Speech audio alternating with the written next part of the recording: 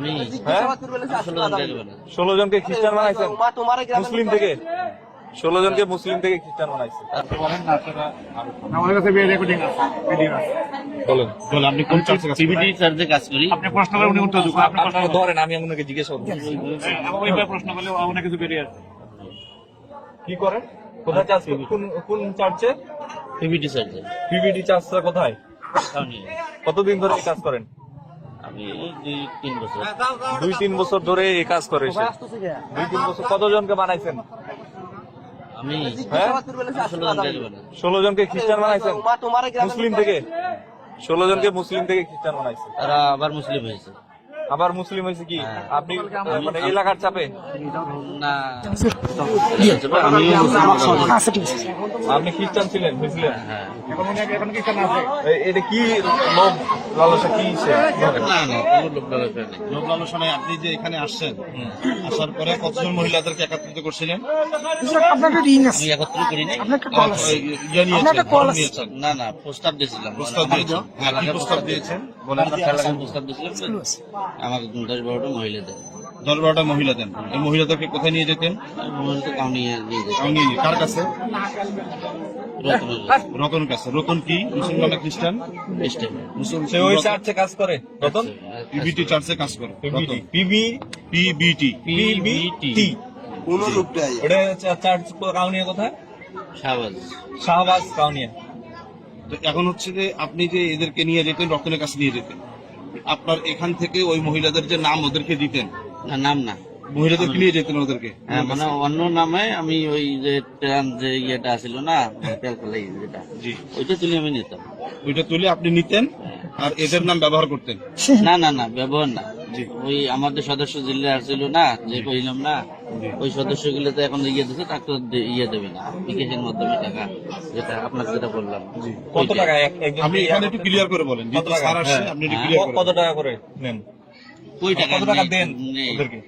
নেই নেই, এটা এটা মুসলমানকে খ্রিস্টান বানাচ্ছেন আপনি, কত টাকা করে নেন? একটা এই যে না না, টাকা নেই না স্যার। এখানে যে মহিলাদেরকে বিকাশে টাকা, এক একটা মহিলা কতজন করে বিকাশে টাকা হ্যাঁ, পাইতো? কত টাকা করে পাইতো? বিকাশ হতো না তো, আমার বিকাশ হতো তো। আপনার বিকাশে কত টাকা কত টাকা দিত? 3400-3500। পারজন? মাত্র 3400-3500। একজনকে করলে মানে এক একজন প্রতি 34-35 জন করে দিত। এটা একটা মনে করেন ইয়ে আছে, 3 মাস 4 মাস পর পর মনে করো। 3 মাস 4 মাস পর পরে এই 3500-3400 টাকা করে দিত। ওর চার্চের হেড কে? হেড কে? নাম কি ওনার? জগদীশ। জগদীশ। আচ্ছা, ওখানে গিয়ে আমরা জিজ্ঞাসা করতে ইউনো স্যার ফোন দিয়েছিল যে এই ভাই কি সেই ভাই?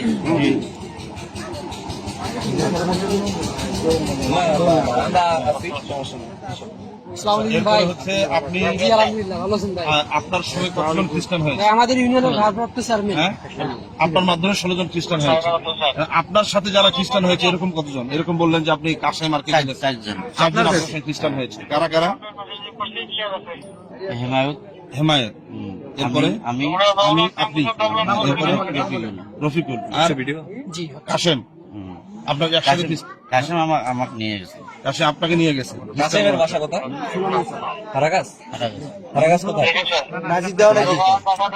এটা কি কাউনিয়া? কাউনিয়া উপজেলার মধ্যে 2 নং ইনাকে এই অবস্থা ধরতে পারছেন কি আপনি? আমরা এখানে এলাকার লোক এলাকাবাসী। জানতে মানে এরকম আসছে, তারপরে এখান থেকে একটা খবর গেছে আমাদের চর একতার বাজারে, আমাদের যে এখানে একজন ব্যক্তি আসছে, আসার পরে এরকম প্রলোভন দিচ্ছিল, এরকম প্রলোভন দিয়ে আমাদেরকে নিয়ে যাবে হচ্ছে কাউনিয়াতে।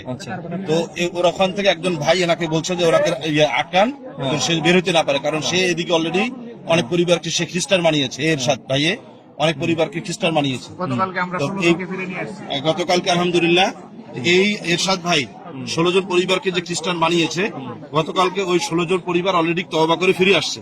তারাই বলেছে যে এরশাদ সে নিজে একজন খ্রিস্টান ধর্ম প্রচারক, সে আমাদেরকে খ্রিস্টান বানিয়েছে।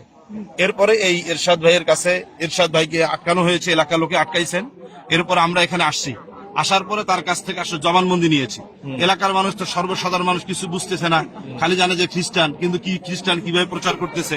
তো আমরা তার কাছে আসছি, এখানে আসার পরে তার কাছে জবানবন্দি নিয়েছি। আমার মোবাইলে সবকিছু রেকর্ডিং করা আছে যে আসলে সে কিভাবে খ্রিস্টান হলো। তার বক্তব্য অনুযায়ী সে খ্রিস্টান হয়েছে, 4 জন একসঙ্গে খ্রিস্টান হয়েছে। তার ভিতরে একজন হচ্ছে কাশেম আলী, চরাকোতার বাজারে তার বাড়ি। সে কাশিম আলী তাকে নিয়ে গিয়েছে, নিয়ে যাওয়ার পরে নিয়ে গিয়েছিল দিনাজপুরে, না দিনাজপুরে নিয়ে গিয়েছে, দিনাজপুরে কোথায় নিয়ে গেছিল? কালিতস। দিনাজপুর কালিতাস।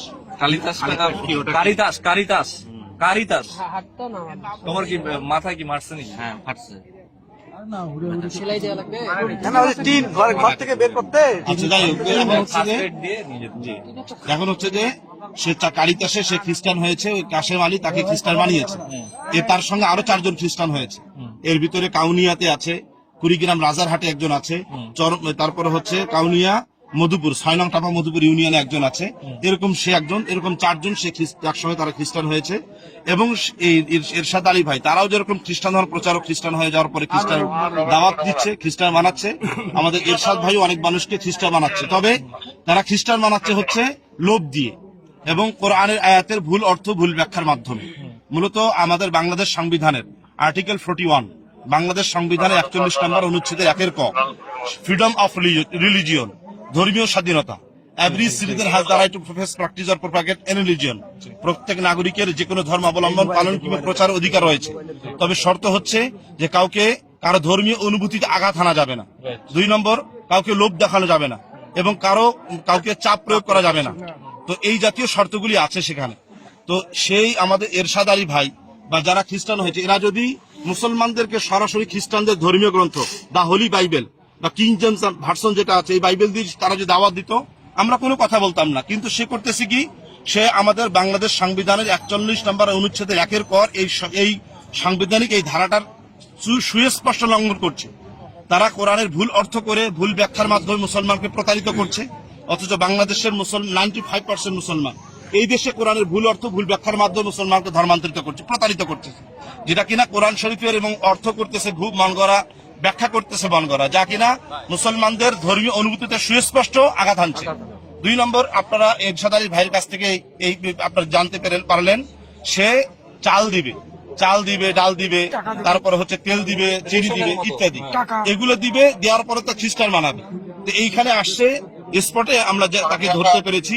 সে অনেক মহিলাদেরকে এখান থেকে নিয়ে যাবে হচ্ছে কাউনিয়া নিয়ে যাবে রতনের কাছে। রতন সে কিন্তু একজন খ্রিস্টান, তার কাছে নিয়ে যাবে। নামটা বলেন একটু। PBT church of Bangladesh, PBT চার্চে নিয়ে যাবে সে। জি, নিয়ে যাবে। নিয়ে যাওয়ার পরে সেখানে সে খ্রিস্টান বানাবে। তো এই মহিলাদেরকে ওখানে নিয়ে যাবে, তেল ডাল যা দেওয়ার এগুলো দিবে। এরকম ভাবে এই যে একজন যদি খ্রিস্টান হয়, 3 মাস অন্তর অন্তর এরকম করে তারা মাল পায়। তো সেই প্রচারক হিসাবে একজন দায়িত্বশীল হচ্ছে আমাদের এরশাদ আলী ভাই, যাকে কিনা স্পষ্ট ভাবে এলাকার লোকেই তাকে ধরেছে এবং তাকে বাসার ভিতরে আবদ্ধ করে রেখেছে। যখন জানতে পারছে যে বিভিন্ন এলাকায় এরা প্রতারণার মাধ্যমে খ্রিস্টান বানাচ্ছে এবং বাস্তবতা হচ্ছে এখানে আসার পরে মহিলাদেরকে তারা দিয়েছে, মানে লোভ দিয়েছে। তো এই এলাকার লোক ধরেছে, ধরার পরে আলহামদুলিল্লাহ আমরা পরে আসার পরে তার কাছে জবানবন্দি নিয়ে